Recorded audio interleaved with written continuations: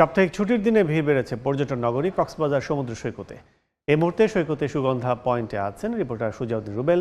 সরাসরি যাচ্ছে তার কাছে।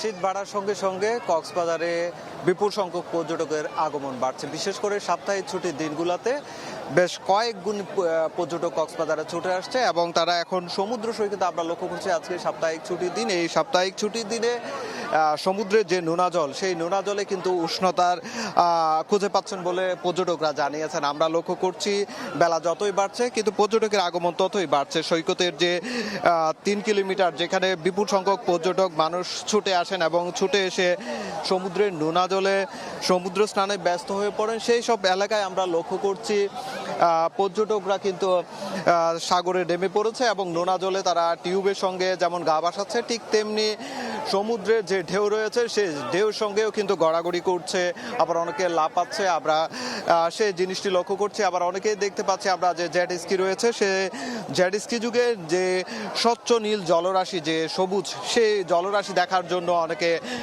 ছুটে যাচ্ছেন। তবে সমুদ্রে যে জলরাশি, সেই জলরাশিতেই মানুষ কিন্তু মেতে রয়েছে। সেখানে আমরা লক্ষ্য করছি ছবি তুলছে, আবার দেখতে পাচ্ছি পরিবার পরিজন নিয়ে তারা তাদের মতো করে আনন্দ মেতে রয়েছেন। এভাবে সমুদ্রের নোনা জলে যেমন মানুষের চাপ বেশি, ঠিক তেমনি আমরা বালিয়াড়িতেও দেখতে পাচ্ছি পর্যটকের কমতি নেই।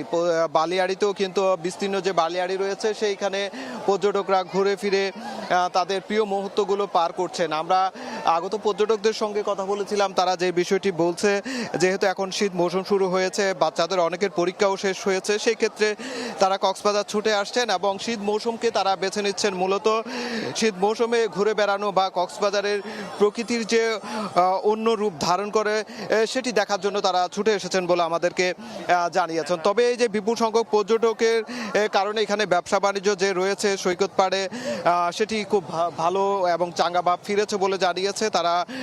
বিশেষ করে সাপ্তাহিক ছুটির দিনগুলোতে বেশ আয় বেড়েছে বলে তারা জানিয়েছে। একই সঙ্গে কক্সবাজারে 5 শতাধিক হোটেল, গেস্ট হাউস রয়েছে এবং 4 শতাধিক রেস্টুরেন্টও রয়েছে। এসব হোটেল এবং রেস্টুরেন্টেও ভালো ব্যবসা হচ্ছে বলে জানিয়েছে। তবে বিপুল সংখ্যক পর্যটক আগমনকে ঘিরে কিন্তু এখানকার নিরাপত্তা বলয় কিন্তু তৈরি করা হয়েছে। একদিকে আমরা লক্ষ্য করছি সমুদ্র স্নানে যারা সমুদ্র স্নান করছে তাদের নিরাপত্তা লাইফগার্ড কর্মীরা যেমন দায়িত্ব পালন করছে, ঠিক তেমনি বালিয়াড়ি থেকে শুরু করে পর্যটন স্পটগুলো রয়েছে, সেই স্পটগুলোতেও কিন্তু ট্যুরিস্ট পুলিশের নজরদারি বাড়িয়েছে। পাশাপাশি র্যাব, অন্যান্য আইনশৃঙ্খলা বাহিনীও কিন্তু তারা দায়িত্ব পালন করছে এবং প্রশাসন এক প্রকার বলছে যে যারা পর্যটকরা এখানে বেড়াতে আসছেন তারা যাতে হয়রানির শিকার হলে তারা যদি অভিযোগ করে সঙ্গে সঙ্গে সেটির ব্যবস্থা নেওয়া হচ্ছে।